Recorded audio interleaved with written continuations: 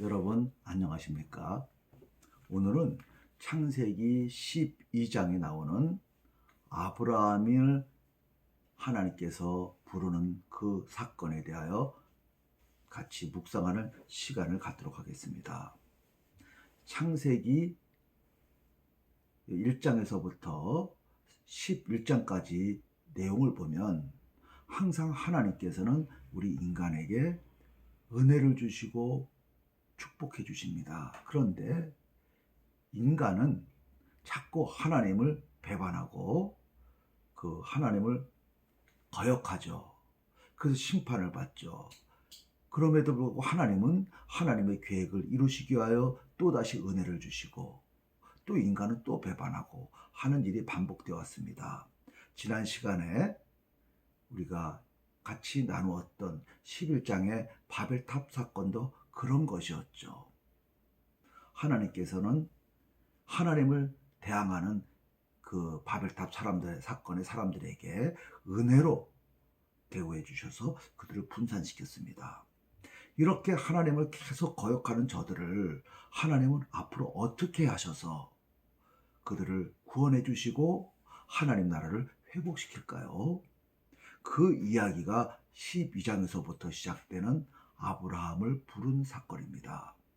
11장까지는 하나님께서 전 인류를 상대로 하시는 이야기들이 기록되어 있지만 12장에서부터는 하나님께서 한 인물, 아브라함이라고 하는 그 사람을 부르는 그 일에 집중이 됩니다.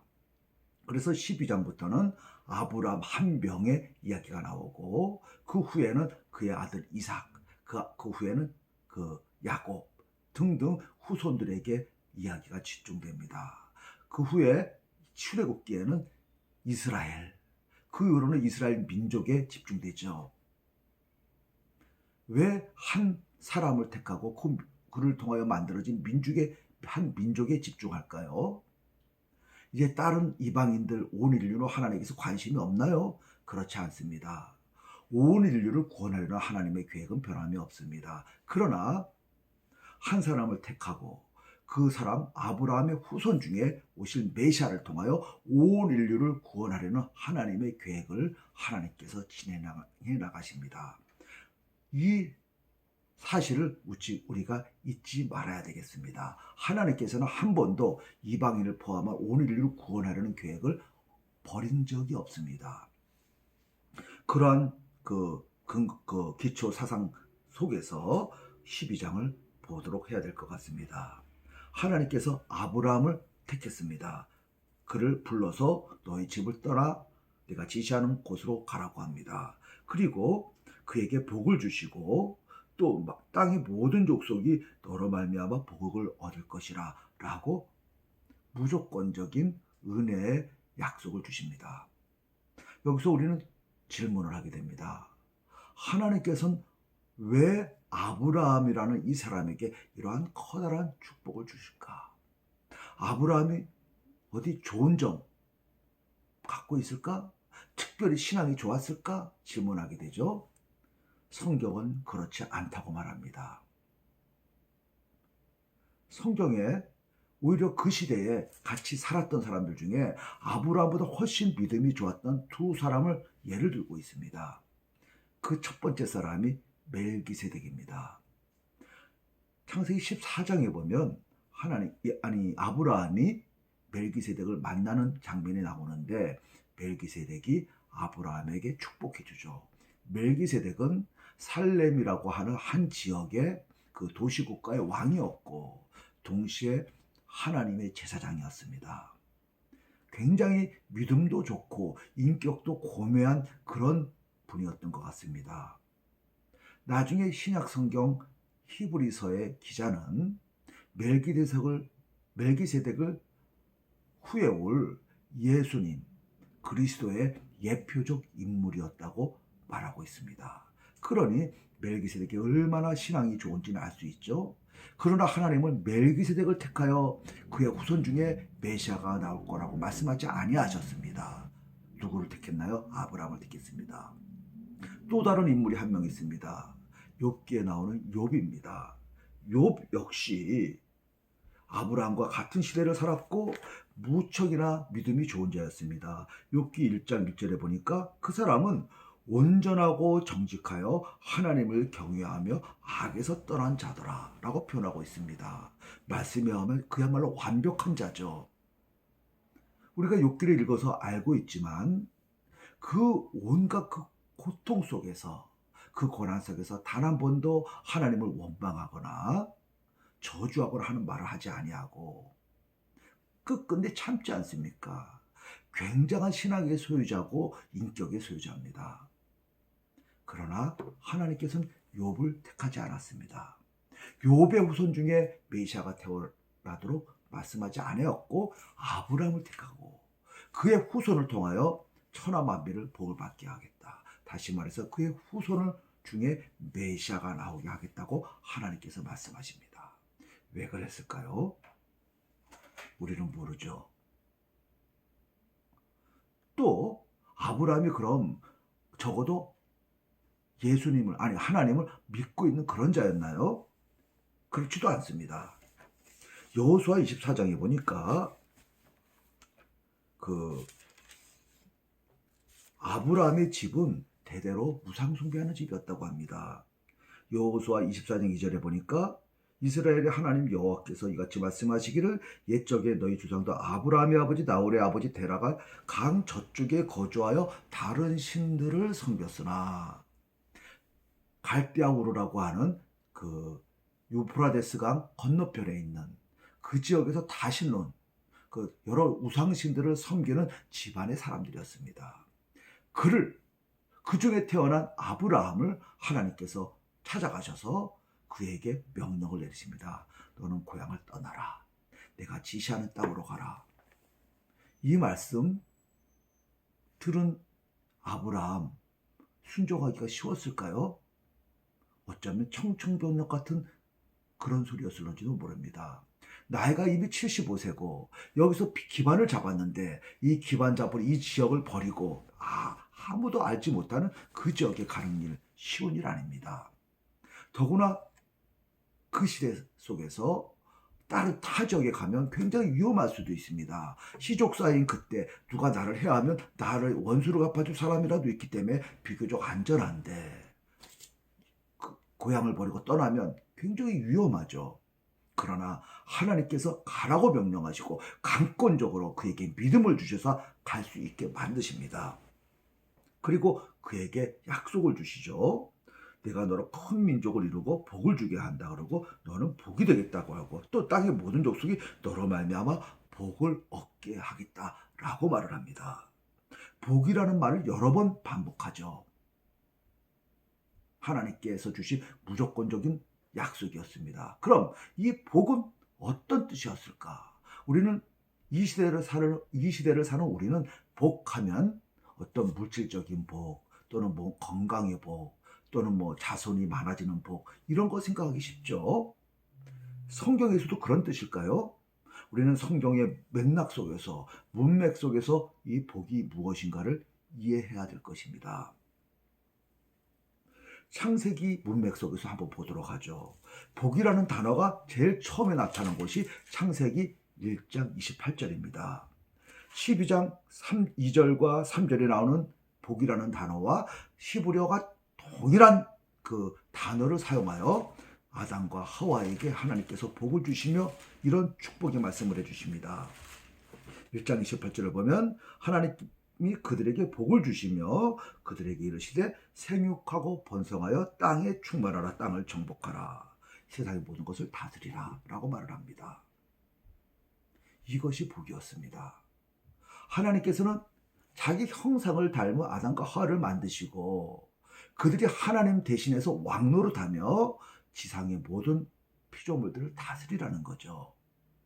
그리고 세상에 하나님 형상을 닮은 자녀들로 가득 채우라는 거죠. 온 세상에 하나님 나라가 되게 하라는 것이죠. 이 사역을 아담과 하와에게 맡기셨습니다. 하나님은 원래 천지 창조 때부터 아름다운 하나님 나라를 만들려는 계획이 있었죠. 그리고 그 하나님이 만드신 지상에 하나님 그 형상을 닮은 백성들로 가득 채우는 그 일을 아담과 하와에게 맡기셨던 것입니다. 하나님 나라 완성에 아담과 하와가 참여할 수 있도록 배려해 주신 것입니다. 이것이 큰 복입니다.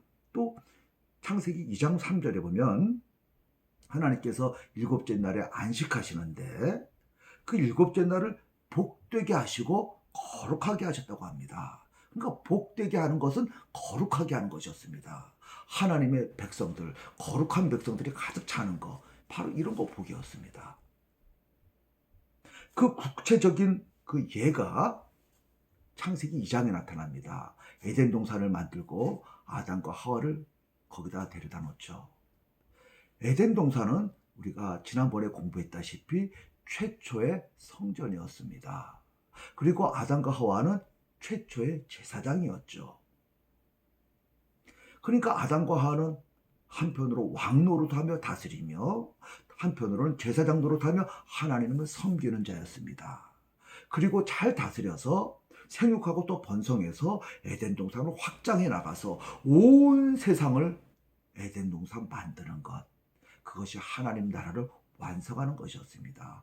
바로 이러한 사명을 아담과 하와에게 줬고 이것이 그들에게 주신 복의 핵심이었던 것입니다. 바로 이 복을 아브라함에게 주시고자 한다는 것을 우리는 알 수 있습니다. 바로 이렇게 말하는 사람이 이사야 선지자입니다. 이사야 선지자는요, 이사야서 51장에 보면 그런 말씀을 합니다. 이사야서 51장 2절 3절을 보니까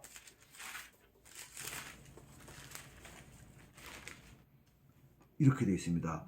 너희 조상 아브라함과 너희를 낳은 사라를 생각해보라. 아브라함 현재 시대에 내가 그를 부르고 그에게 복을 주어 창성하게 하였느니라. 나 여호와가 시온의 모든 황폐한 곳들을 위로하며 그 사막을 에덴 같게 그 광야를 여호와의 동산 같게 하였나니 그 가운데에 기뻐함과 즐거움과 감사함과 찬가하는 소리가 있으리라. 하나님께서 이스라엘 백성들에게 주시는 약속의 말씀입니다. 이 이사야서의 말씀은 이스라엘 백성이 완전히 멸망하고 바빌론의 포로로 끌려갔을 때 그들에게 주신 약속의 말씀입니다. 과거 아브라함의 때를 생각해 보라고 하면서 그들에게 복을 줬다고 합니다. 지금 어때요? 시온이 어때요? 황폐하게 됐고 예루살렘 다 망가졌어요. 그런데 그것들을 이로해서 그것을 에덴같이 만들고 여호와의 동산같이 만들고 그곳에서 다시 기뻐하는, 에덴이라는 이름처럼 기뻐함이 나타나고 즐거워하고 감사함과 찬화함, 하나님께 예배하고 찬양 노래 드리는 그런 것이 회복되게 하겠다고 말합니다. 이 말씀 중에 창세기 12장 3절에서 하나님께서 아브라함에게 줬던 그 복, 그 복과 또 창세기 2장에서 에덴 동산의 복을 같이 융합해서 말씀하고 있는 것을 알 수 있습니다. 결국 시온이 그리고 예루살렘이 에덴 동산과 같이 만들어지겠다는 거죠. 그렇게 하고야 말겠다는 것이에요. 이 내용을 통하여 우리는 거꾸로 알 수 있습니다. 하나님께서 아브라함에게 주신 복은 창세기 1장 28절에 있었던 생육하고 번성하는 그 복이며 동시에 창세기 2장에 있었던 아담과 하와가 에덴 동산에서 누렸던 그 복, 그 복이 생육과 번성을 통하여 많아져서 평만하게 퍼지는 그 복을 아브라함에게 계획하고 그를 주시기 위하여 그런 아브라함을 불렀다고 하는 것을 우리는 역으로 추정할 수 있습니다. 여기서 우리는 이런 것을 알 수 있죠. 에덴 동산에서 하나님께서 아담과 하와를 만드시고 그 두 사람의 결혼을 통하여 생육하고 번성하여 땅에 충만하기를 바랐던 것처럼 하나님께서 아브라함을 택했을 때는 아브라함만 택한 것이 아니라 사례도 같이 택했습니다. 둘 사이의 결혼을 통하여 자녀가 낳고 번성이 이루어지기를 바랬습니다. 또 에덴 동산이 최초의 성전이었던 것처럼, 그래서 아담과 하와가 거기서 예배하며 하나님과 교제를 했던 것처럼 아브라함도 하나님께서 주시는 땅, 이 가나안 땅에서 하나님께 예배하며 기뻐하며 거기서 하나님의 나라를 기초를 마련하는 그러한 일을 하라고 부르셨던 걸 알 수 있습니다. 그래서 12장 7절에 보니까 하나님께서 주신 약속을 듣고 아브라함이 그곳에서 제단을 쌓고 또 8절에서 여호와의 이름을 불렀다고 합니다. 하나님의 약속을 믿고 그 약속에 근거하여 하나님께 예배하는 것이죠. 하나님과 교제하는 것이죠. 이러한 방법으로 하나님께서는 아브라함을 부르시고 그의 자손을 통하여 하나님 나라를 회복하겠다는 계획을 진행시키고 있는 것을 우리는 알 수 있습니다. 결국 어떤 방법으로 되나요? 아브라함 후손 중에 오실 메시아를 통하여 수많은 자손들이 있게 되고 그 자손들이 하나님의 형상을 닮은 자로서 왕같은 제사장으로서 세상을 퍼져서 하나님께 예배드릴 때 온 세상이 성전이 되고, 다시 말해서 에덴 동산이 되고 온 세상이 하나님의 나라가 되는 그러한 계획을 하나님께서 진행시키기 위하여 아브라함을 택했다는 사실을 우리는 이해할 수 있습니다. 하나님은 그 계획을 결코 버리지 않습니다. 이러한 하나님의 일을 추진하시는 방법을 잘 아시는 잘 아는 바울은 이런 표현을 하죠. 하나님의 은사와 부르심에는 후회하심이 없느니라. 창세기 1장 28절에 그 계획이 아담과 하와의 축복하고 하나님 나라를 이 세상에 만들려는 그 계획이 아담과 하와는 실패했지만 하나님께서는 아브라함을 불러서 그의 후손 중에 오실 메시아를 통해서 이 일이 완성되게 하시려고 그 일을 차근차근 진행해 나가고 계시는 것입니다. 여러분, 그 하나님의 계획으로 말미암아 결국 메시아가 오게 됐고 우리도 아브라함의 자손으로 그 축복을 받아 지금 하나님께 예배 드리고 있게 되는 것입니다. 하나님의 그 계획, 언약에 신실하신 그 하나님이 느껴지십니까? 감사합니다.